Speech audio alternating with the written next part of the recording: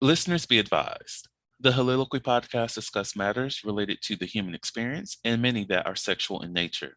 Due to this, some conversations may surround triggering topics such as sexual violence, self-harm, abuse, and much more.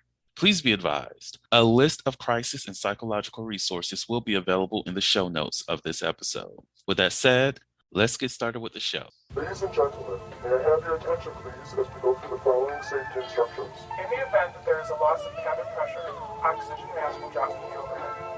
Place the mask over your nose and mouth.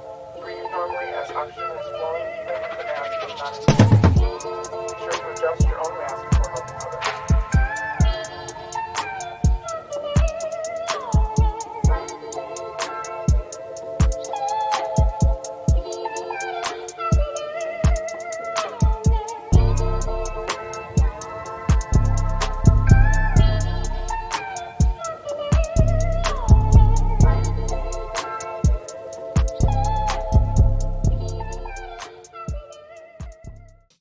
Hello, everyone. Welcome to the Soliloquy podcast, where we step out and speak about sexuality. This is your favorite host, Vernon T. Scott, also known as Sebastian Adams. Again, pay me my motherfucking money.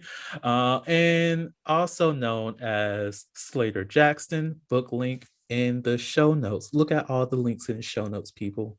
What you need is going to be there. I promise you.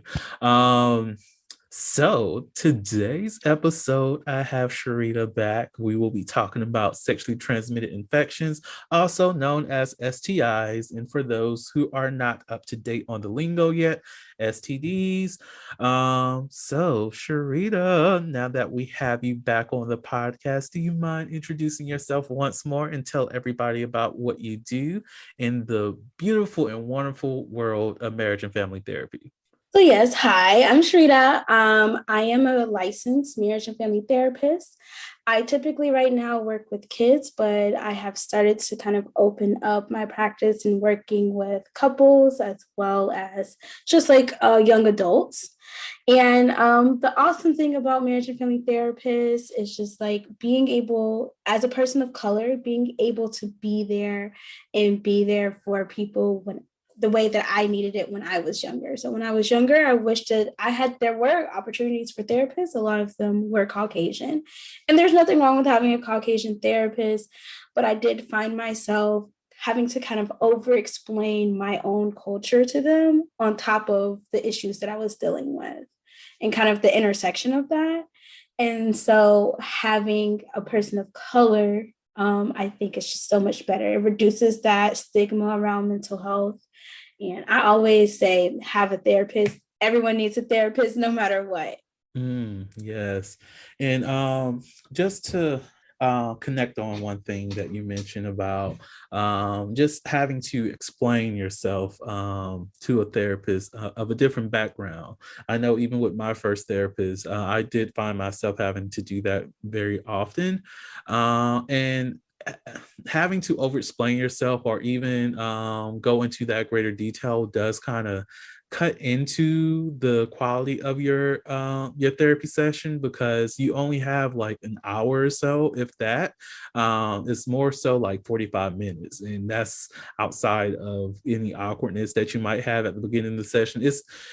The time is ticking, and having to go into that detail takes away some of that time that you really need towards focusing on reflecting and healing, or even just bringing up whatever trauma that is impacting you at that moment.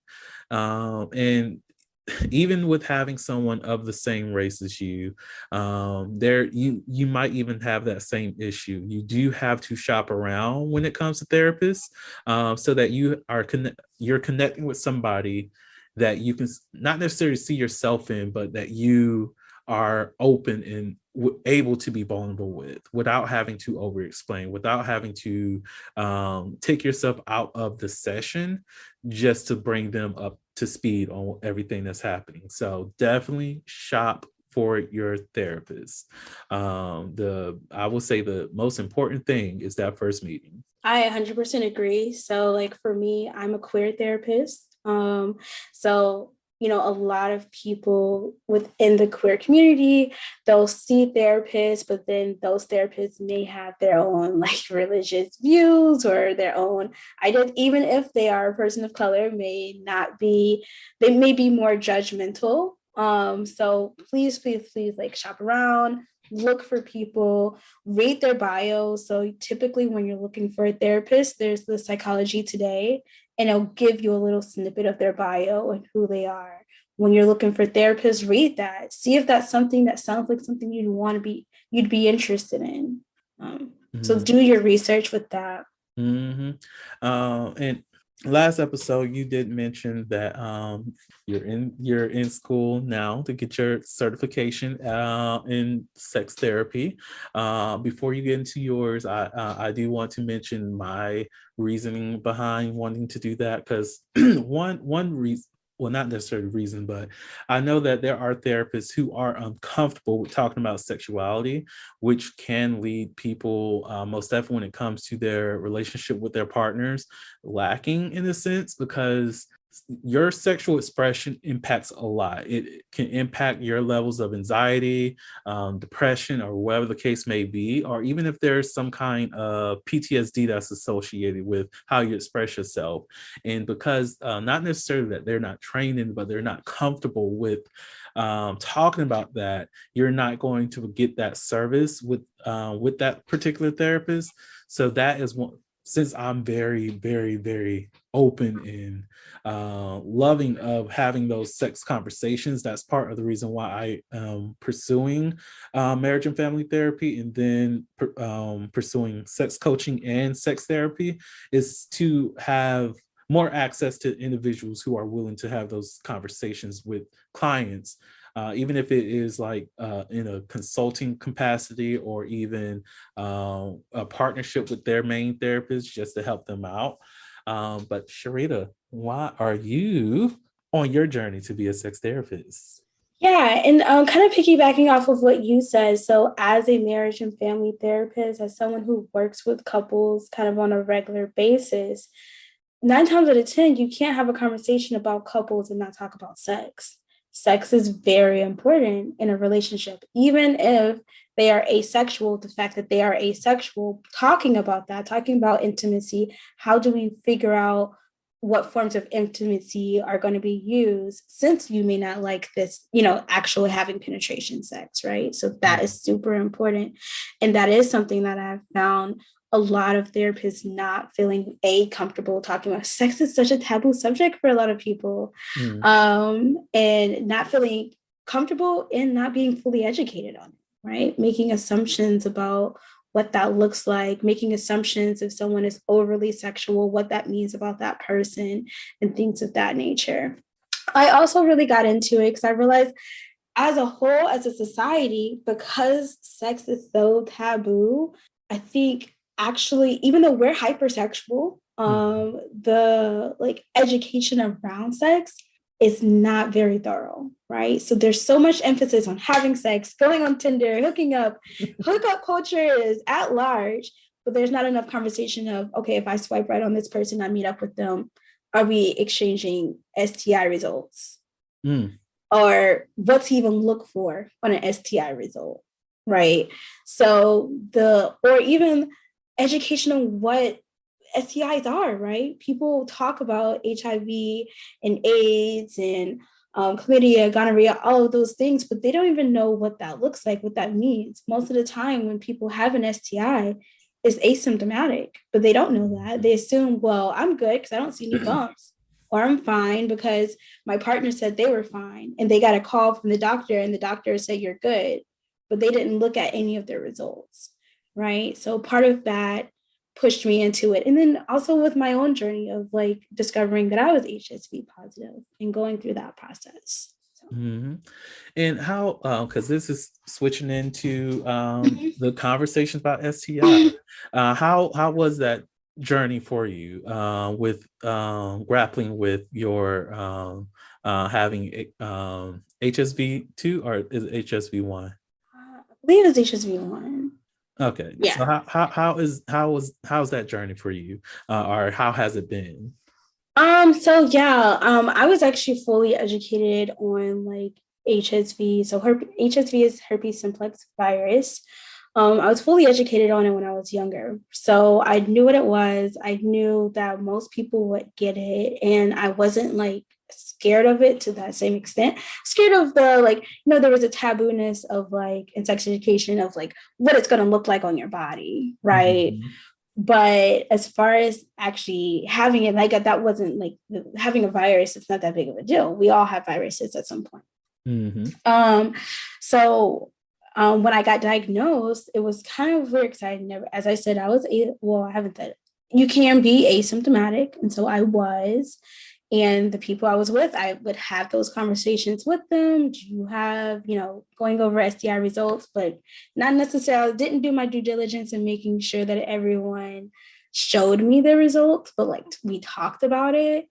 And so what I didn't realize at the time that previously at my doctor's office, I hadn't got tested for it because typically it does not show up on the, like they do not test you for it. Most of the time, doctor's office will not test you for HSV because of how common it is and the Mhm. stigma around it.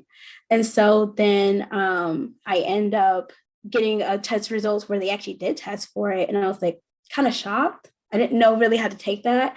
And then I kind of went down this like rabbit hole of like, what does that mean that I'm going to have like bumps on my mouth or bumps on my genitals? What does that mean? Because I did know that HSV1 can be oral or genital, and just like HSV2 can be oral or genital, but they always try to separate the two a lot of the times in sex education, but they're the same exact virus. Mhm. And so I was aware of that, but I was like, okay, like freaking out, didn't want to touch my body, didn't know what that meant. And then I went down this rabbit hole of just like, luckily with social media, there are so many people who are opening up and talking about their experiences. And so luckily I have found this one girl on YouTube. Who talked about her experience, and she was 17. And it was just like something about watching this girl who just around the same time that I'm finding and dealing with my journey, she was just dealing with her journey too. I just happened to run across it.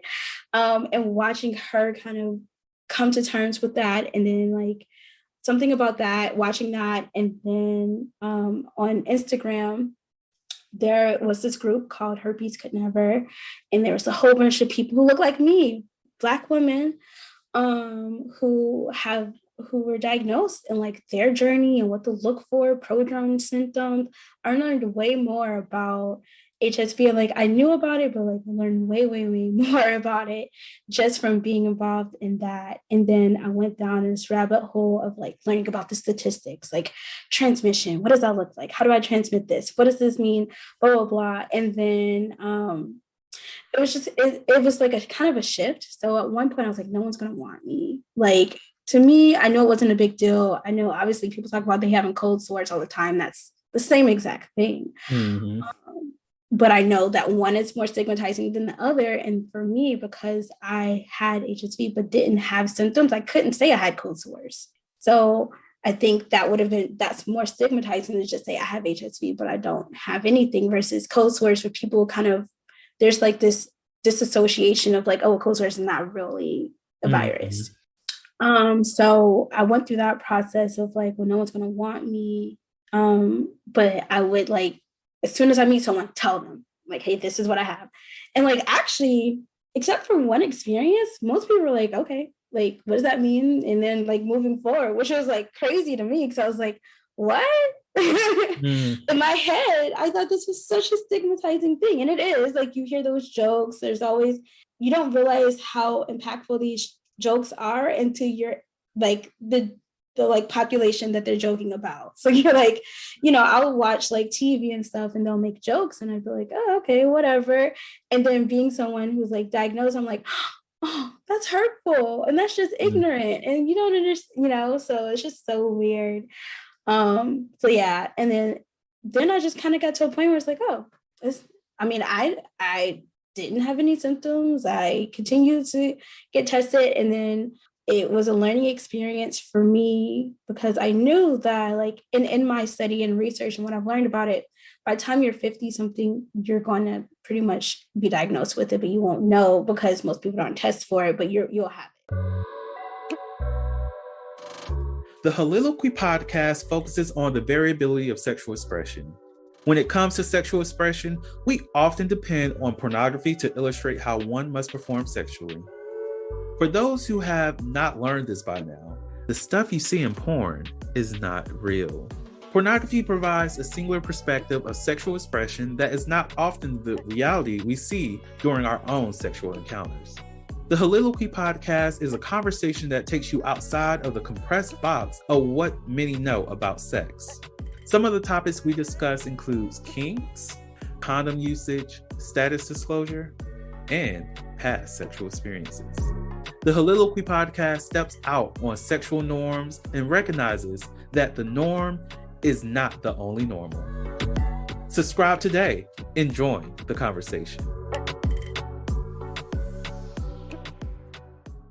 You won't know because most people don't test for it, but you'll have it because people aren't testing for it because it's super common. And you can be exposed to it 10 years ago and never have an outbreak, never show up or anything. And then when you're like 70, have your first outbreak and never know who gave it to you, never know any of that because you didn't even know you were exposed to it. Right.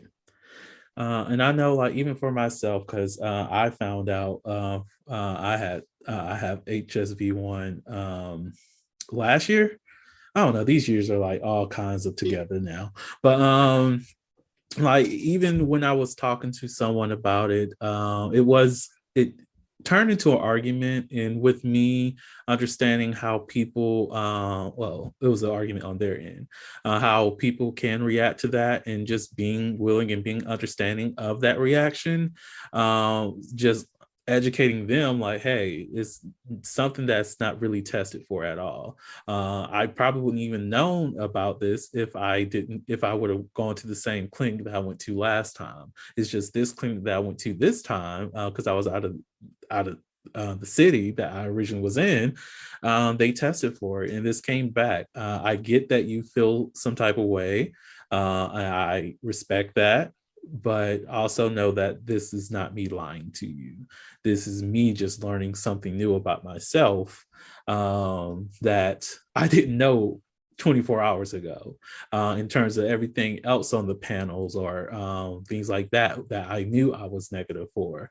That information is still the same. On top of that, not ever having experienced a cold sore, not ever having any symptoms showing, is like, who would have known? Essentially. Like, even to this day, still not even had one cold sore.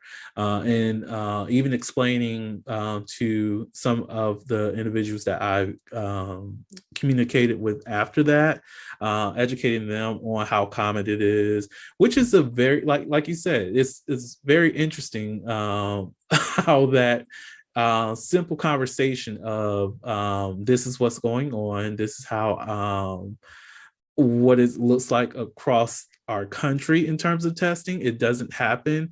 I think the last statistic I saw was like 90%. It might be less than that, 75, somewhere within that range of people have it. And I'm like, it's about 90% have HSV1 or HSV2, and I think HSV2 is around like 60 something, but people take HSV2 and think of it as just genital, and that's not. And people think of HSV1 as just being cold sores, but there's actually been an increase of HSV1 being genital because people with cold sores are not having those conversations about that they have it because they feel like they don't have to, and then I've heard situations of doctors telling them that they don't have to tell anyone, and then they'll go down on someone and then they'll have genital herpes even though it is HSV1. Right. You know, I actually, because when I found out and I was talking to the nurse about that, she actually mentioned that. She was like, it's not anything serious. You don't really even have to tell anybody. I'm like, but for me and how I practice my sexual expression, I like to have that upfront conversation with people so that they know what they're getting into. Most definitely if it's somebody who enjoys like making out and kissing and stuff like that, I'm like, just know that is, even though I'm asymptomatic, that's still a risk for you. Is that something that you're comfortable with? And if you're not, I understand. It's not going to hurt me. It's not going to make me feel less than. Like, it is what it is. I get that I just don't fit the description that you're looking for, and it's fine. But it's so many people who will have to deal with the stigma so often because we are not educated properly on any STI. We're taught that sex is shameful. Having an STI is something to be ashamed of, and it's not. It's just something that's impacting your life like any other kind of infection or disease may impact you. If it's something that's treatable, like it's always been very annoying to me that people will willingly have intentional unprotected sex with somebody with the expectation that, oh, I can get rid of gonorrhea, I can get rid of chlamydia, I can get rid of syphilis, I can get rid of this, that, and the third. But when you bring in herpes or HPV or anything like that, it's just like, oh my God, we can't do that. But you're putting yourself at risk for these diseases already. Yeah, and I think that, so my very first rejection that I had, actually, I think I only had one rejection, actually. It was some guy I had been talking to for a couple of weeks, and then I like mentioned, like I had that conversation. And the thing is, before I had that conversation, I went over to his house. He wanted to be intimate. And I was like, I just wasn't into being intimate. It had nothing to do with my status. But when I got over to his house, there was an open box of pregnancy tests.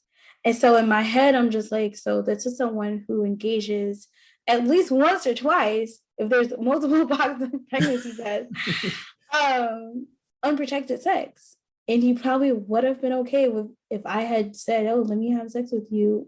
We don't need a condom. Yet when I'm having this open conversation about STIs, it was like, oh, no, like, I can't do anything with you. I can't have sex with you. I can't do that. And I'm like, you're at a higher risk of getting something from someone who doesn't know their status than someone who actually knows their status. I know what to look for. I know that what prodrome symptoms are. So prodrome symptoms are usually like if you're ever going to have an outbreak, that's that tingling that you may get in your lips or genital, if it is genital, or you may get an itch, or you may get things like that.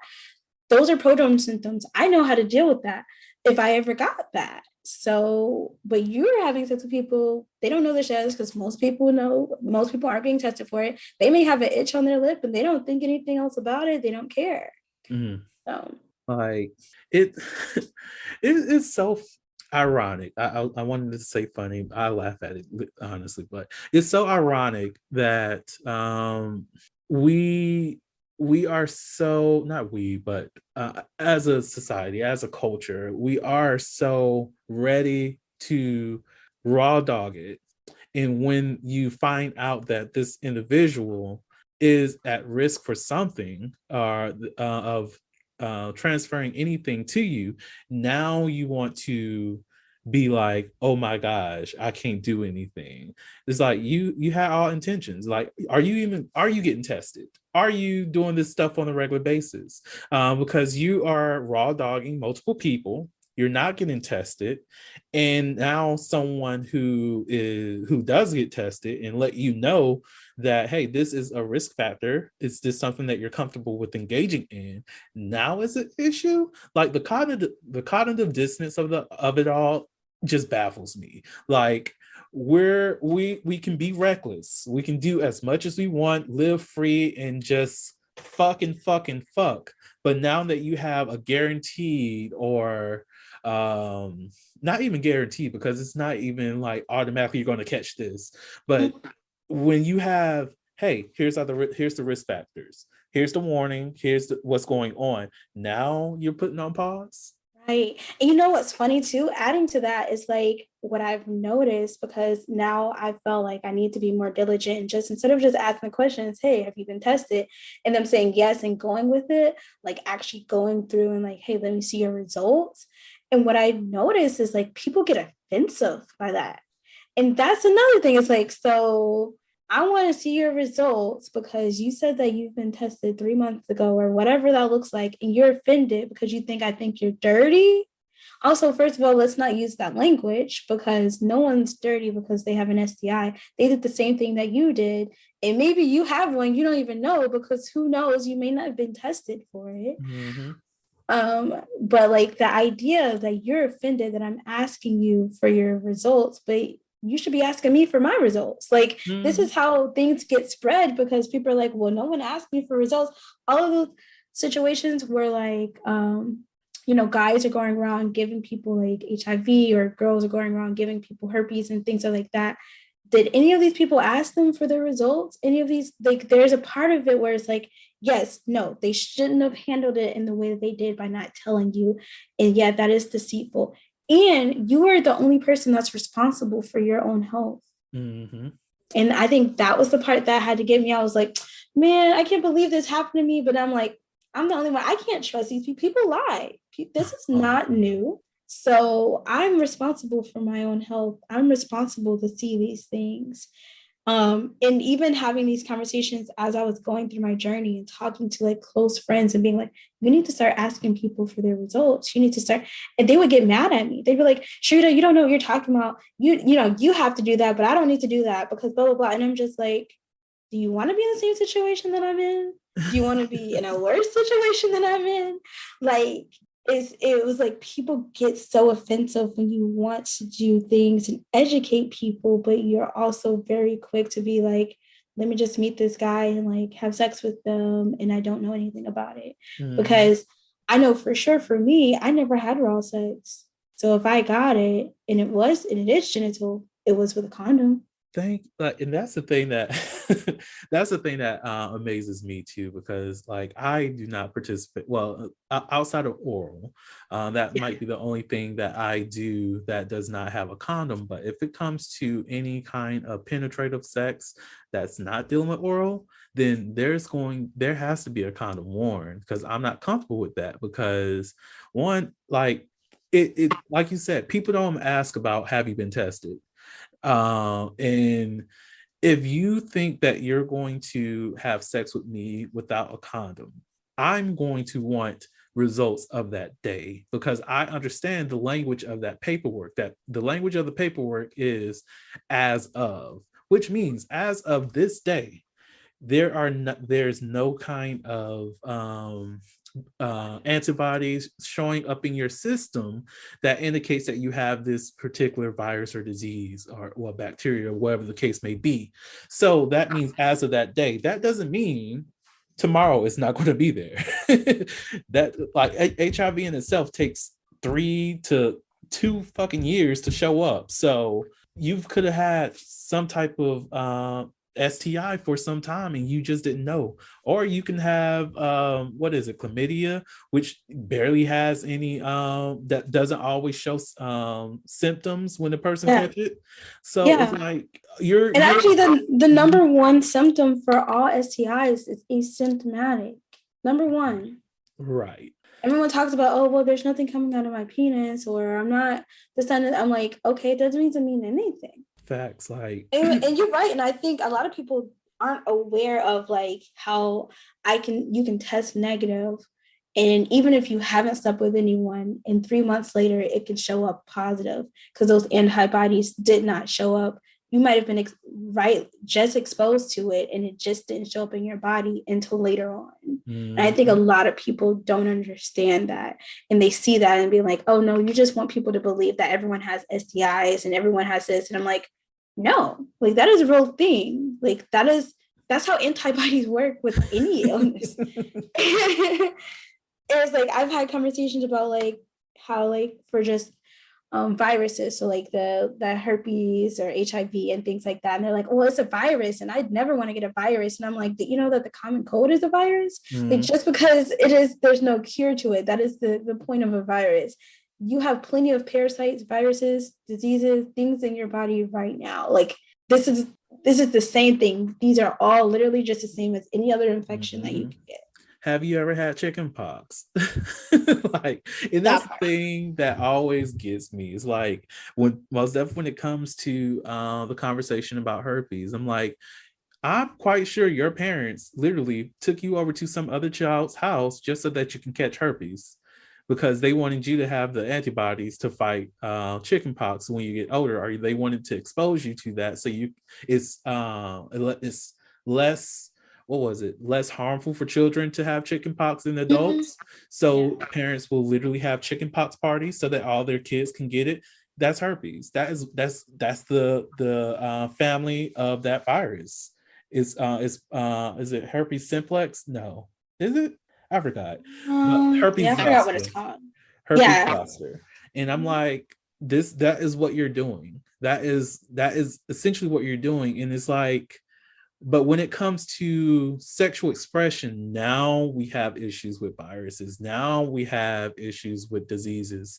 But we're like, the one thing that told me that I cannot fuck with a certain person, have sex with them within the last 3 years, is how they acted when it came to COVID, or even wearing a mask, because that tells me that, one, you're not out here wearing protection. You're not caring about properly protecting yourself. You're not even educating yourself on how this certain virus impacts you. So how do you expect me to trust my body with you when you're not even trying to get quality or actual information about something that's new, that's, yes, is ever changing, but the information's here for you to review. Like, right. And the nerve, like, I've had guys, so since my diagnosis or whatever, try to have sex with me raw. And I'd be like, no, I mean, I never had sex raw before. Why would I do it now? He's like, well, I mean, you know, you have it. I'm okay with getting it. I don't care. And I'm like, but I don't know what you have. Like, either way, I'm not interested in having raw sex with you. He's like, well, it can't be any worse than what you have. And I'm just like, okay, we're not having sex ever. Like, like, it's just like, like, what I've realized is, like, so there was this guy that I was, like, he was poly, so we would like hook up occasionally. And like, he was having, well, not having unprotected sex, but he would try to have unprotected sex with me, or like at least have sex with me, and right afterwards have sex with other people. And so, like, in my head, it's like, he knew my status, you know? And so it's like, not only now you're putting other people at risk, right? This is how things like this spread. And I'm not saying you have to tell every single person that you had sex with someone who has herpes, if it was genital. I don't know, because I don't know if it's genital or not, right? But this is how it spreads. You had sex with me, knowing my status, knowing what's going on, and you're not telling any of these other girls. You could have been exposed by me making out with you. You could have got exposed to it, and now you're just making out with someone right like the next day. It's like, and these girls don't know. I'm sure these girls are not looking at your status, or even if they were looking at your results, they don't know that you were just exposed to it the day before. So, child, I will say, I love the fact that a lot more doctors' offices and physician offices, however you want to name it, are, or even just clinics, are moving to online platforms for results. Because I used to just have to make sure I take a picture of my results, so I can always have that on my phone, just in case somebody asks. Like, I wait and live for somebody to ask me about my results. I don't mind sharing it. Let me show you. Look, this is my A credit score. Like, whatever the case it is, look at it. Look at my ST. I'm proud of it. Whatever the case may be, whatever I do have in my body, I'm going to be proud of it, because I've healed from it. I've learned I'm still a sexual being, but I'm proud to show you my results so that you can share your results with me, so we can at least have that level of vulnerability of, look, I have your information, you have mine, and we can talk about anything outside of that.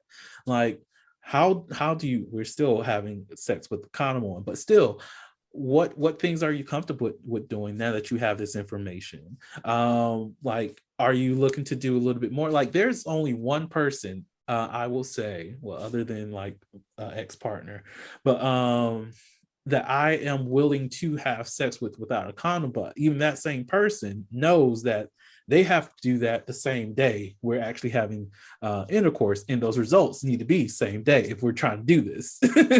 Not a week from a week before we meet up, most definitely, because that person has a partner. And I'm just like, I don't want anything that's impacting me to impact your life with your partner or anything like that, because I even want your partner to understand what you're getting into also. That's the purpose of like being in an honest poly relationship is having those discussions with your partner.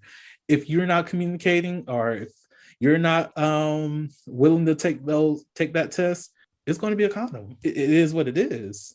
I'm not ashamed of that. I'm still going to enjoy it. Look, I use the bear skins, just make sure it's even better. So, like, what's up? Right. And I think a lot of people aren't even fully aware of like other ways you could do testing. So yeah, you can go to the clinic. There's free testing at the clinic. You can do online testing where you can send the test results out to the place and then they give you the results. You can go to your doctor. And then for HIV, there's OraQuick. You can buy that. It's $40. Literally $40. I can go buy OraQuick in 20 minutes. I'll know whether or not I at least have the antibodies in my body. And I think so many people aren't even aware of that because of like, I think by having that information, I'm like, okay, so I can see right now that you don't have HIV, right? And I don't have HIV. Cool. We still got to wait for the other stuff, but at least we know this part. Right. And I think it would be very beneficial to have a lot more at-home testing for the other STIs. Like for syphilis, if it's possible, can we get that get a test for that, for gonorrhea? And some people don't understand that you can have gonorrhea on one part of your body than another part, because full disclosure, I've had gonorrhea before and it was from oral. So throat gonorrhea. But after taking my shot, taking my antibodies and all of that, it cleared up and I'm good and all of that good stuff. But that's one of those risks of having sex in that manner. But it's also good to know that you have to check your full body for particular antibodies. You have to check your throat. You have to check your vaginal canal, or even your vulva, or even your anus if you're participating in anal sex, just to make sure that you are not spreading any kind of any diseases to anybody. You have to do a full body workup to just know your actual results. If you're that's why it's important, one, to go to a clinic, but also to have that availability for those people who are not comfortable with going to a clinic, that they can do that at home. Have pamphlets or whatnot of how you can do your own anal swab, how you can do your own vaginal swab, so you can get your accurate results at home, regardless of your availability to go to a clinic. Yeah, and they do have some for that. They don't have it for throat swabs, though, at least from my understanding. Because I've done one where you can go, let me look it up. I think it's called Norex. Double check. But I'll send you the link for it. But yeah, they do have that available. Where you can, so they only take insurance though, of course. Well, you can pay out of pocket, but it's really expensive. So if you have insurance, you can use insurance. But yeah, they'll send you the packet to you free of charge. And then, you have to pay for what test you want to do testing for. And then they'll have the blood test. So you could prick your finger and put it in there. And then they'll have like the swabs. So if you are female, they have like the vaginal swabs and you can put it in a test tube. And for guys who engage in anal sex, they have the anal swab as well.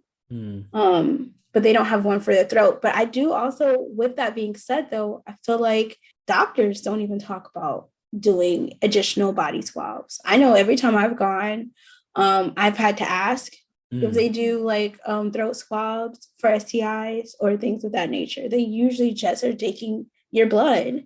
So I think some of that comes from even like medical stigma about these things.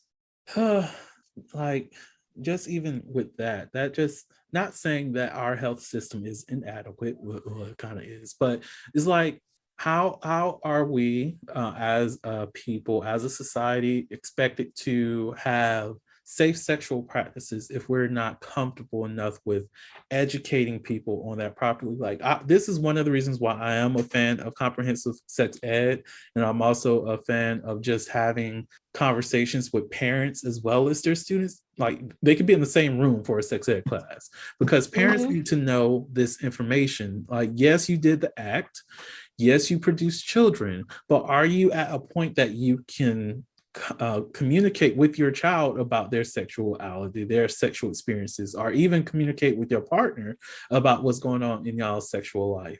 And that's another reason why I want to go into sex therapy, is to help parents parent a little bit better for their children whenever they do go through their phases, go through whatever it is that they may be interested in, or even just communicate their own sexual expression with their partner.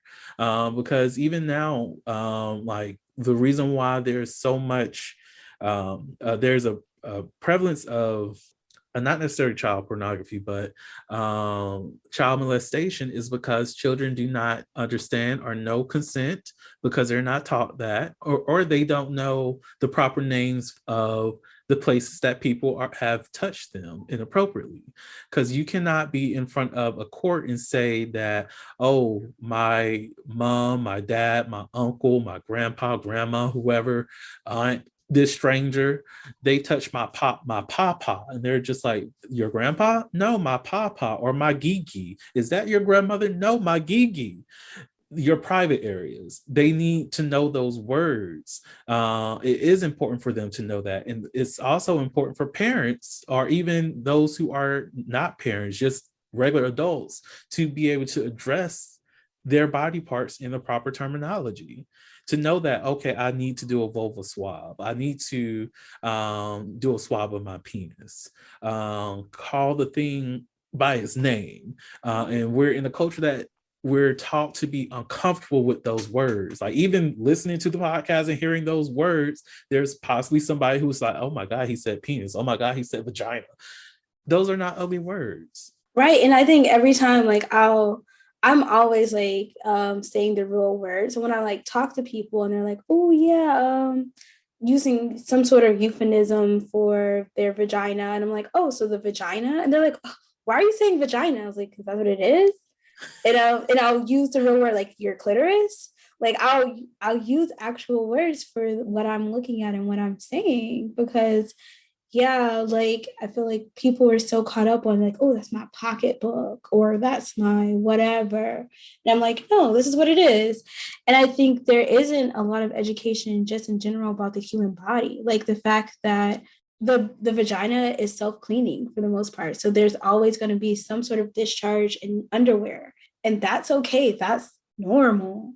But you'll see these little memes and they'll be like, oh, look at her underwear. Someone will take a picture of someone's underwear and be like, oh, there's a discoloration there. And you're like, yeah, my body has normal discharge. It's normal. It's working. It's doing what it needs to do. Right? Right. And that's even when it comes to like the lubricant that the body may produce, how some people are so into, oh, she has to be wet and all this other stuff, and not realize that you still need lube. Like I had a student back in the day who was trying to argue me down on why she should not use lube with her sexual partners. And this is an adult student, people. I work with college students, so it's all appropriate. I just have to put that out there because somebody's gonna be like, wait, what? But she was arguing me down like, oh no, I'm wet and I stay wet and I don't need no lube. And I'm like, girl, do you not know that you going with spit as lube, or even no lube at all, even if that person is still wearing condoms, that still puts you at risk for micro tears in your vagina? Like, and I think that's the thing, is like, I think, there's so much stigma on like, oh, well, that's why, women have such high STI rates, and gay males who have such high STI rates, because, they just out here being promiscuous and this, that, and the third. And it's like, no, because y'all aren't doing proper education when it comes to sex, and y'all aren't doing what y'all are supposed to be doing to make sure things are safe. You don't know if you have a micro tear Like, like if it's that tiny, you may not know until maybe even the next day, right? And you're putting yourself in these risks and thinking, well, my vagina gets wet, it's fine. And I'm like, okay, cool. But also it's okay if it doesn't. Like let's like sit with that too. Like if you are a person who does not get as wet as other people, that is totally fine too. There's nothing wrong with your body. That just means that your body produces less discharge, and that's totally fine. Like there's no stigma around that either. And like there's some people who really thinks that the anus produces its own lubricant, and it doesn't. It may produce mucus, but that's not lubricant. That does lubricate in some way, but it's not what you think it is. If you're going into someone's anal cavity without any kind of lubrication, that also has the risk of forming micro tears as well. That also has issues with possibly even having the anal cavity like prolapse. Like it's better to use lube than to try to use natural or bodily fluids to enhance the sexual experience. Like even when people are just like, oh, this person's like, I hate seeing this on like porn, when they're just like, oh, I got this person creaming and whatnot. I'm like, do you not realize that's just their mucus as well as your semen mixed together that's making that color, or even some leftover residue from when they douche their behind their anal cavity to clean themselves out for you, or even whatever is friction does what friction does. So it may look like it's some lubricant, but no, that is just mucus. That's the same mucus that comes out when you take a crap. That's the same mucus that's there naturally. So lube, people, it's your friend. It's your friend in all types of sexual experiences, even if you like, even for oral, if you want to use a flavored lube. But it is your friend. It is your friend, people. Even with self-pleasure, right? If you're using toys, using it is fine. Because I feel like everyone's been in a situation where it's like, okay, yeah, both of you guys are really, moist and ready or whatever. And then that fan is on, and then the air conditioner is on. It just dries everything out. And you're like, so it's like, it's better to be in a situation. And then actually, I think there needs to be education on what you can buy lube, but there are some like natural lubes you can use that are safe for vaginas. There are some that are not. I've been in situations where this guy put lotion in my vagina and I said, what are you doing? What are you doing? Oh my God. And he was like, well, I use that to like jack off. And I'm like, yes, your private part is external. Mine is internal. Okay. You don't put lotion inside of me. There are essential oils in lotion that is not supposed to be inside the body. There's so many other oils. Like you could use so many other things, but lotion?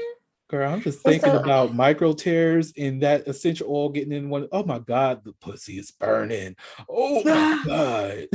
Right. And it's just like little things like that. It's like people aren't being educated on these things. People are not being taught on these things.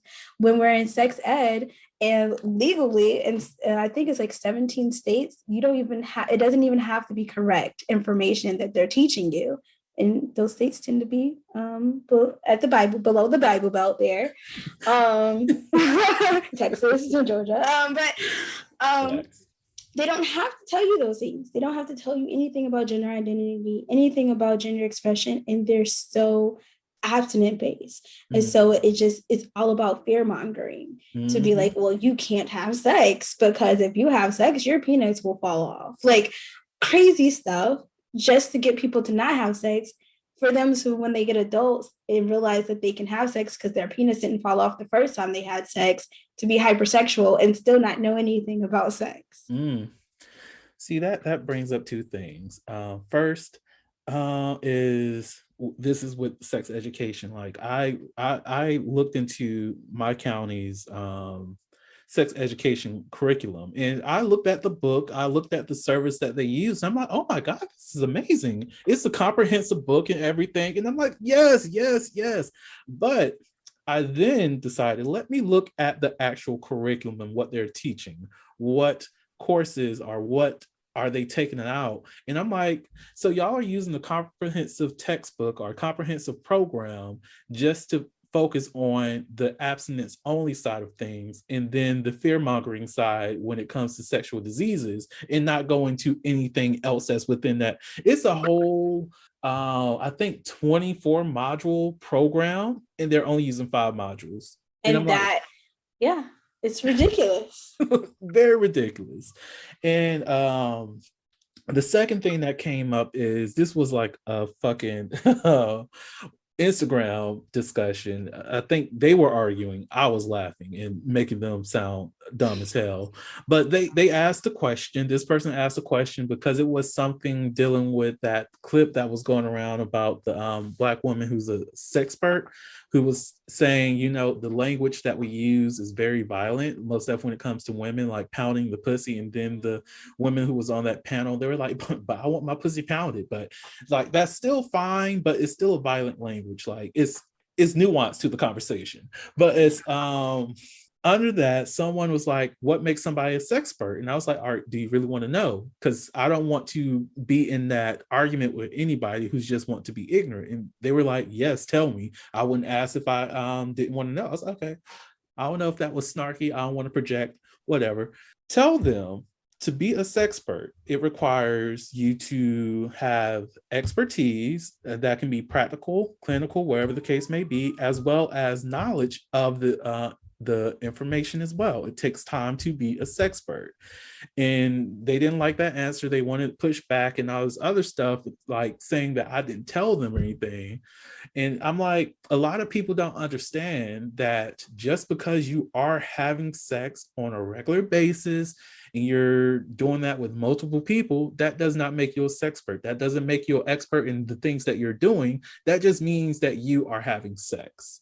That does not mean that you're knowledgeable enough to tell people what sexuality and sex is just because you're doing it. I can go out here and fix a hole in my wall. Does not mean that I'm Bob the motherfucking builder.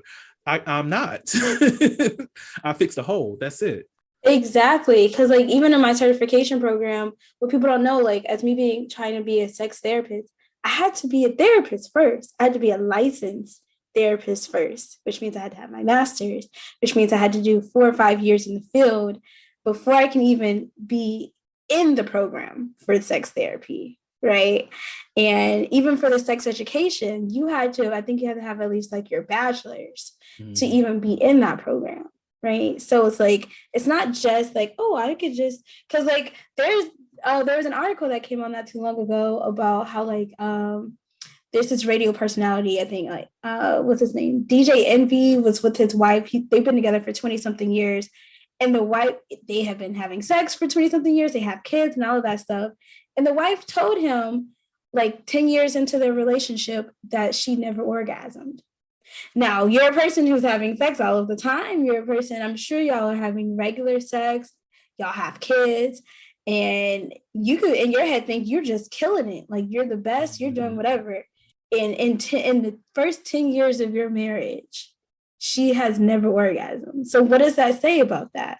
Like that just means that you've had sex multiple times. It doesn't mean anything about you knowing what that means. And even if she had orgasm, that doesn't mean you are a master of sex. It just means that you really know how to pleasure that particular person, and what she has that pleasures her can be totally different than what the next person has that pleasures them. And to loosely quote, because I know this is not going to be exactly what she said, but to loosely quote Shan Boodram, Shan Booty for those who follow her on that and don't know her full name. She said the one thing that she can tell whenever it comes to her first sexual encounter with the man and how he eats her vagina, eats her pussy, is she can tell how his old girl used to like it, because that's the person, whenever you're engaging in any kind of sexual act and that pleases a certain person, and you automatically think, oh, this is something that pleases everybody. And it doesn't. That just pleased that one person. Some people are into nipple play. Some people are not into nipple play. Some people like their clitoris licked or devoured, or however you want to put it. Some don't. Some do not like. Even when it comes to, if it is something pleasurable for them, if it's too much pleasure for them, they are turned off from that. So it's like you have to know a person. Like, a lot of people think that there's an expectation, most definitely within what I've heard within heterosexual circles, where some women may think that just a male who is a guy who is involved with multiple sex partners, or whatever the case may be, automatically should know how to work a female's body. But you also have to understand, just because he has one map does not mean that map is for you. You still have to teach this man, this woman, or whoever the person is, what you like. You cannot expect them to read a body. That's a foreign language that they have to now learn. I agree. And I really advocate for women, especially in heterosexual relationships, to say stuff. I think there's so much pressure on being like, well, I want to make sure this guy is happy and I want to satisfy him, that I know I've done in the past, where it's just like I've reduced myself and allowed him to just do whatever, even though it didn't do anything for me, just so he could finish or whatever. So you really have to find that confidence in yourself and just advocate for it. Because right now, if someone's going down on me and I don't like, I will stop you. I will literally be like, all right, at first I might move your hand and be like, okay, let me move it here. So this is what I want. But if they still continue and insisting on doing something that's just like, why are you here? I'm not going to waste your time or my time. I'm stopping you, and we're going to figure out something else. Yes. And this is a message for everybody. Do not be afraid to stop sex. Most definitely, I'm not using this in terms of like any kind of sexual violence or anything like that. I'm talking about a consensual engagement that you're having with a partner, be it a casual hookup or whatever the case may be. Do not be afraid to stop sex. You are a sexual being and your pleasure does matter. If you're not feeling comfortable enough to continue, then stop. If you're not feeling pleased, feel free to stop. Have a conversation of what is working for you, what's not working for you, because what's the purpose of wasting your time on an encounter that is not going to be pleasing for you? You're just going to be lacking, while the other person has this mindset, either they did what needed to be done or they've got theirs, so it doesn't matter. So do not be afraid to stop a sexual encounter. I agree. Don't be afraid to stop sexual encounter. Don't be afraid to ask for intimacy if that's what you want. Like, if you need to make out and kiss and all of that stuff to get hot and bothered, don't be afraid to ask for that. I know with hookups, sometimes it could be so like wham, bam, thank you, ma'am. But communicating about that, what you need. Don't be afraid to ask for aftercare. Like, I think so many people, they engage in this like, quick one night stands or whatever. And then it makes you feel, if you don't have that aftercare, it can make you feel lonely. It can make you feel like that shame that we were taught about sex, that guilt that we were taught about sex kind of builds up, and it can make you feel like even kind of disgusted. Like, why did I just do this? Like, don't be afraid to have that conversation and be like, hey, look, if I'm having sex with you, I require aftercare. So if you're not willing to have sex with me and cuddle me afterwards or lay with me or any of that thing that I need to feel satisfied, then I'm not doing it. Amen. Look, I'm a huge fan of aftercare. Sex with me does come with aftercare. But like it is very important that is something that you take hold of, that you do ask for. Like even just having a conversation of how you're doing after, that can be something that is useful for somebody. But if you're a person who doesn't like aftercare, doesn't require it, then continue doing what you want to do. But just know that is something that, for those who might want to do that, think about that. Make sure that's communicated with your sexual partners. Even if you're in a relationship with someone or married to them, if you haven't been receiving aftercare, tell your partner, let them know, hey, do you mind cuddling with me after we have sex tonight? Or do you mind just after we have sex, just having a conversation? Or can we watch a little bit of TV? Can we talk about our lives? Can we just do whatever. Do you mind rubbing my back a little bit afterwards, rubbing my leg? Sometimes I'm just so tired, my leg tenses up. Do you mind massaging that for me a little bit? Whatever the case may be, whatever aftercare looks like for you, feel free and be bold and ask for it. That way you're not constantly lacking within your relationship. Yeah, and I think that's what I like so much about like the BDSM community, because it's like before you engage in anything, it's like these are my no-nos, these are the things that I enjoy, this is what I want afterwards, this is what I want out of this is the safe word. Like you have all of that stuff up front. So then when you actually engage in that, you're like, okay, no, okay, I'm saying pineapples, no more, I'm stopping, whatever. But that's what I like so much about that community, having that conversation, being upfront. I feel like it's so ironic. Well, we talked about it. It's so ironic how hypersexual people are, but like just the lack of knowledge of what all sex encompasses, like, and all of the intricacies that come with finding pleasure for both. It's or multiple. I'm assuming just one and two people, but I've talked about threesomes before, but finding pleasure for everyone that's in the situation. Facts. Whew. I will say it's that time to transition. We're getting close to the close of the show. So, like I said last episode, we're only doing sex questions between me and you. So let's see what we have today. So, whom do you spill your sexy secrets to other than your lover? Do you have any hot secrets that you've been wanting to share? So usually like a best friend. I had a really close best friend that I would share with last year. That person has changed now. Like, we just don't talk as much. So I do have a best friend now, but he's like my ex. So there's some stuff that I'm just like, I don't know. I don't go into too much detail about that. Right. And a secret that I have, I don't think I have any sex secrets. I'm pretty open, so I don't really have I'm down to try anything. I don't know. I'm with you on that one. I don't think I have any secret. I will say I do talk to my best friend from high school and also my line sister about a lot of my random sexcapades every now and again. I think those are the only two people I actually talk about sex with in that detail. If I would say, if I do have a hot secret, that there's a possibility that there's a porn out there with me in it. And I only say possibility because I never got the video on my end, and I did consent to have taken the video. I did not consent to releasing it, but I will also be okay if it was released, as long as I see what the video is, and if I'm pleased with what it looks like, then I will be okay with it being out there. If I'm not, then we got to take that down. But yeah, that's I guess a hot secret, but it's a potential or non-existent secret. So I don't know what happened to that video. That reminds me, I guess I do have a hot secret. I had a one night stand with a YouTuber. Ooh, yes. I support. I'm here for it. That was fun.